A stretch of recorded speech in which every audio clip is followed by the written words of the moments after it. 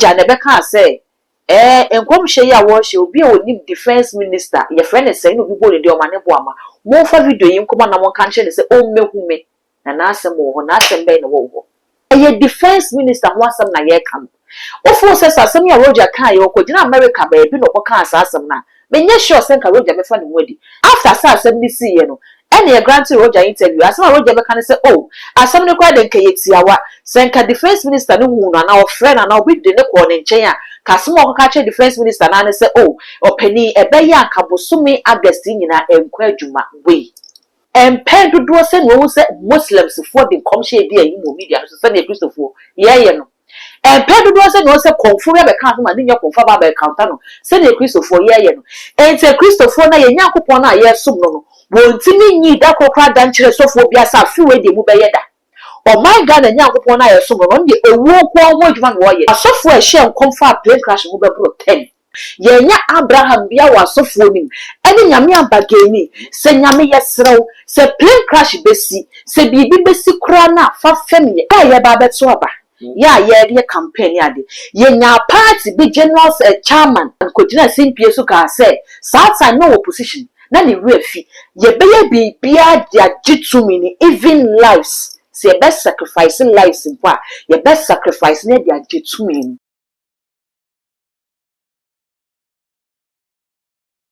Usia amema kwa ba ediba tu maji so ensemu ana no abeto dwa ayare hosenyi na no kwada ye mpanyimfo abaya soma wo mu so mu kodi dwuma ewo boase no ne kohwe ho achese bia we hosenyi ebre Ghana adihye nyina asofo no be kasafa ho hyehye enkom to ho se emritie mu a enche plane bebre na abetoto form helicopters abe crash na ensemi si ye no ma Ghana fo adwene konkom sha asofo yi ehye ho ye na media ne so no amanfo gogo ho amaare ho aba ne bebre na aka so mo kan se asofo yi nsem no mo komsho mo hye no edi hu bebre na aba beto Oman no ene emu nipa fo so endi saade a police mpanyimfo ento wonsa emfa sa asofo yi na wo mo question wo mo na wo mo wo mo ewa ehwemu ya bekọ enyi aba ma me godo ho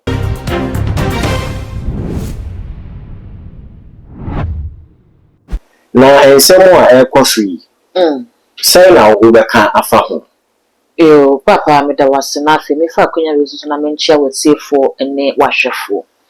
na ensem no de no kwasem ne se emu ye ya sir na no ko da o my Ghana ya ti asem pakra wo ye obi a wo ye Ghana ni mapa asem no si ye no hu se ko da ne ya woda ne de o my ni jano edum ye kwasem o my ni sunsun dum ye sir o my ni mu ye du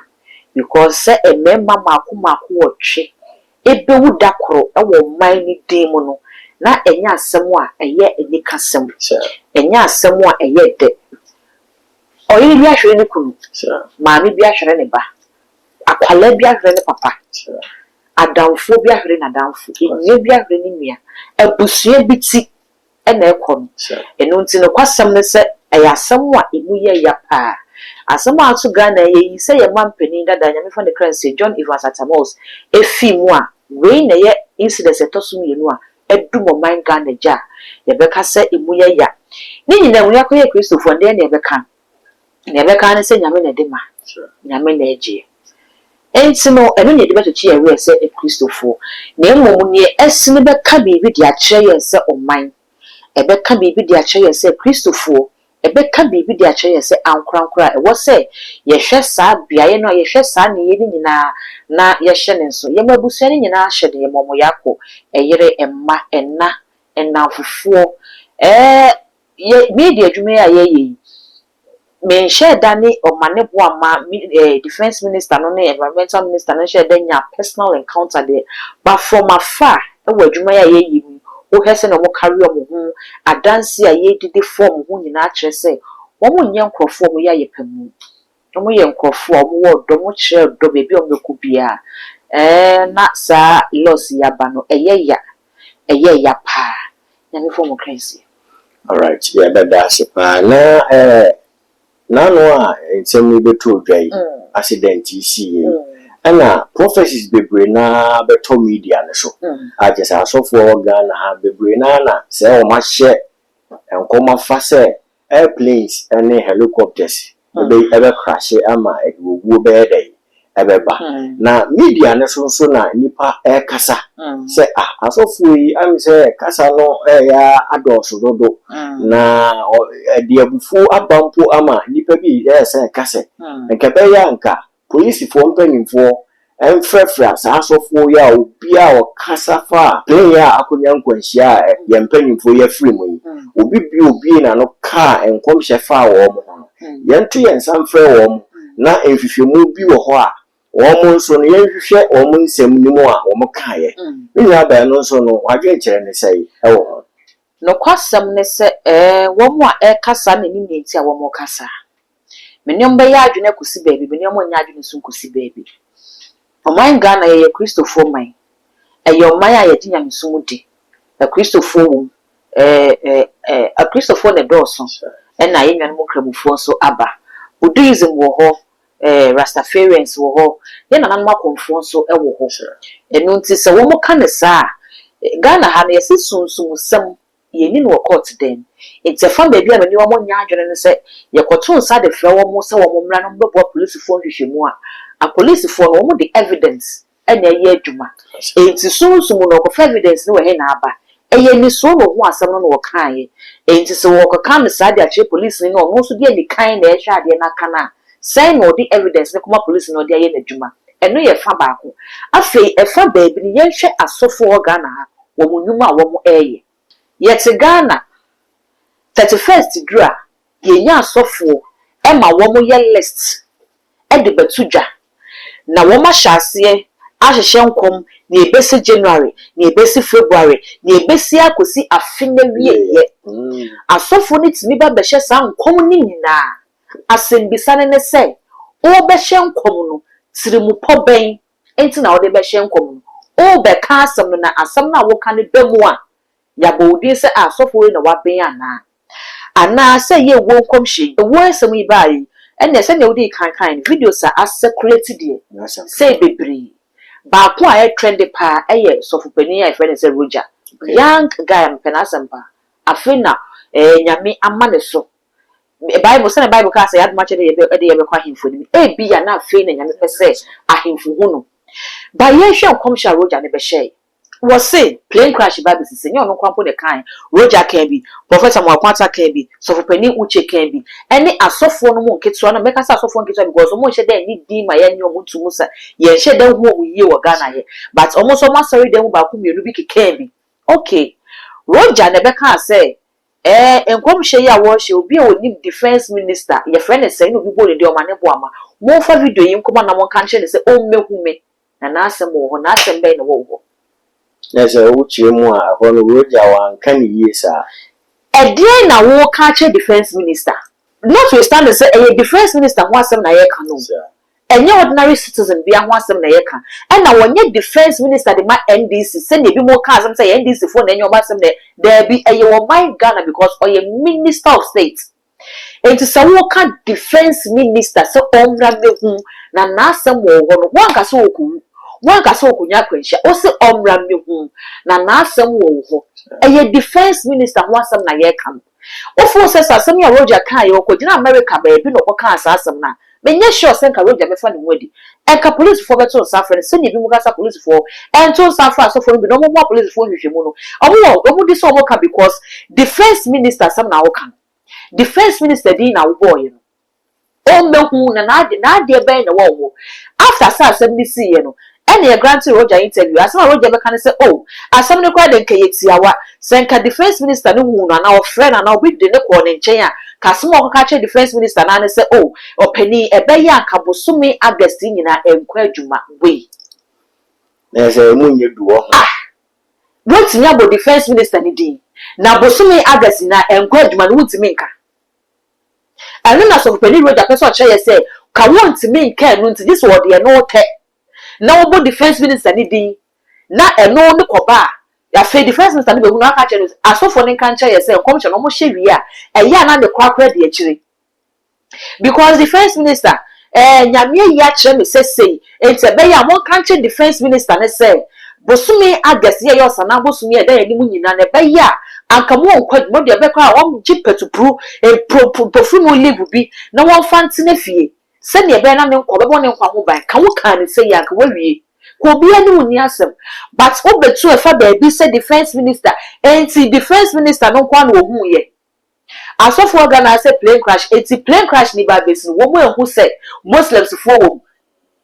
womo aka no omo ehu ana ebi mu say na igna ka rampani na ka ekọ na wonya akọ obi na esofopani bi de frɛ no na sofopani ne frɛ no akọ ne si wie no wo ka se wo nkọ biem no ma nkofo otu nkofo esi wo mo nkọ enti sofopani ne ofrɛ ma pe don person mo kyerɛ se sofopani ne hu ma pe ne kwa na wo ehu se nkofo ne kɔ ko wu ana nti minya ba wo kyerɛ mu a na se sofo Rojah nkom hye no anhyɛ da entwa yi ama wo me no kra me de me ye Kristo ni meje nkom hye di pa ye mu we wa be edu abrabom na ye nkom hye na di edru enkom hye na eba no Bible ma ye ho kwan se ye njeje enye gbe nkwa na Ghana so fa hye nkom efri abato penso enti na me bisa me ho se wo man Ghana nye Kristofo nkwa ne wo Muslims fo wo akonfo wo Buddhism fo wo Rastafarians fo wo empedo do se no se Muslims fo de nkom hye di ayi mo media so se ne Kristofo ye no pedo do say no say konfuru be kan so ma dinyo konfa ba be counter no say the Christopher ye no ente Christopher na ye nyankopon na ye som no wontimi nyi da kokra dan kire sofo bia sa fi we de mu be ye da o my God na nyankopon na ye som no de ewu ko ho adwuma no ye nyame ye nim no ye odo abra Bible mu nyame soma na bofo so wonko say so do mengomora no mo koyo mu adi cha Abraham na esa ahokọ ya Abraham ye wo munti wo ko nyame bisa ne ho say won fa ne wo koyi ni si Abraham na ose debi obeyi ache no odane de cha Abraham ni nyame bageni ye nyame se wokọ na wonye nipa 50 a wonko mo ose debi mi nko mo ana Abraham hu se debi ma me science so nyame we de mesrew se wonya 40 so ose me se mo oni nyame bageni ya bedru 10 eta sofo no hu nko hye de na mo ye fa ho bageni be no bageni om ni nyame bageni ye e de na mo nto no mutu de fa ho ano mo be ka asem ni nsi no mo fa ngidi keke oh me hu say plane crash besi me ni nyame atentam me ni nyame akasa wo hu ma hye me closet ma bom paya so ogu nyame so e wo hu but nyame ka kire me say we de efani panan kasa ho to man kasa nye ho adwuma ma be ka bisa enu an say nyame ahye nkom ne trasa nyame aka kire ne trasa ma betu ogu ho yenya asofo babru 50 enti wo ye sofo me ye sofo kama ma ye sofo ye nyina ye ka plane crash ho asem ye nyina ye Ghana fo ye se konfo bo ne obehye nkom se kro ni mo ne bo wotimu bi na ze minya ba metie de wo kan yi pa na ze woni ha e won nkom hye me ni ha won nkom hye mum nkom hye ne ba e wo se wo mu provide solutions ye na mo ya fa nkom hye no okay nkom ne hye de wo hu waka wa hye nkom no e die na wo ya fa ho okay oh say plane crash ko smedi na ayo fa ho e bia na papa bi nye pilot o maami bi nye air hostess na bibi ubusu ani bi nye adwuma wo plane mu enti bia na ankam senka ubusu ani bi nye adwuma wo plane ana ministers ye wi senka wo papa bi wom senka wo nwie bi wom senka wa downful mpo wo mu a kebe kan ahwefo asem no awe hopa because kan asem bi se odofu bi wu da na wo yi ase akokon jolofo ho asem na ye nua ba e ka no abomi kusan so firi se asofo bebre na kasa hye nkom kasa na me hu we na me kan we ni nyina no ya ba benya fapem wo ye nua ba e kasa mu se ntwa yi wo se sofo no wo do nkom hye tudwa na wo de solutions aka ho ndi ye nua ba da wase ye nkom a ye guso a ye di na me pese me bisa se adifo wo Ghana omunyuma pa ene sei mo papa ye Kristo menye komsheni menye difo na yesi nya menye bibi I just was done the day training ko difo ansa and God revealed to redeem it is so ye dini no o kan nya metire bupo nya me adwene e dia kire ne wonni saa ni no ya wodi bi hu enti say ye papa say ye bone ni nyina no wo na wo hu no waka wo ye somfa wo so bibi afiri so bia ma adasa enti di ni de na miminim kakra se wo ka dwen sa kira sam bia kire ni pam na wo ka nya metire bupo e dia kire wo mu eye papa wa bo hu mpaya manabam oni ni nyina bo hu mpaya manabam eye bone so a wa boa no ama na twitwem na Ghana difo yi de emi sese saa na ehu na na Ghana difo akoye abato ehu difo ewo nkunkom hye difo ena wo mo hye bibi besi yeti Ghana ha hye afi hye weda yewo se ye snow na eto se ye bo na esiu ye nya difo bia ma na behye nkoma ka se afi ye wiemu besesa weda ye hu no Ghana ye hu ni se biem ye nya difo bia ma ne meka se afi aduane bebu enyema beye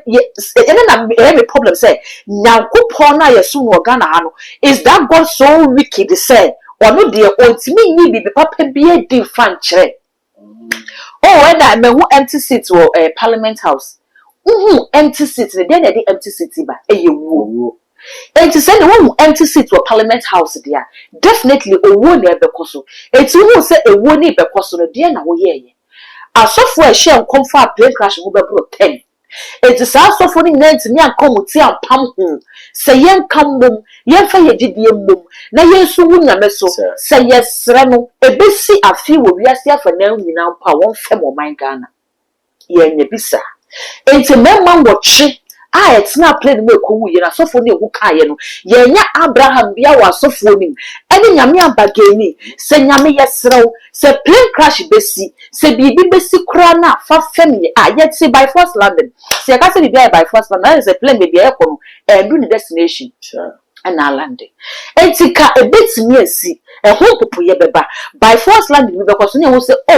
ene asem na asofo ne kan ebamu na so enipa mu yenya injuries bi Emema 8 womu nyina ahwere mu kwa politicians me so bia eba ye mampeni be ka se o se me fa anya amanyosem ene ade yeti ase ye fa anya amanyosem na so ye ka asem na ne akai se na anu asem ne die ne siye aba ye ba beto aba ya ye campaign ade ye nya party bi general chairman party bi chairman ko gina simpie so ka se sa no opposition na ni refi ye beye bibia dia gitumi ni even lives se ye best sacrifice lives mpa ye best sacrifice na dia gitumi ni ye kwa asori ye dia so fochi ye tia nyame asem kakaka fi side square ye be ye kire se ye mfa ya no e ka sempa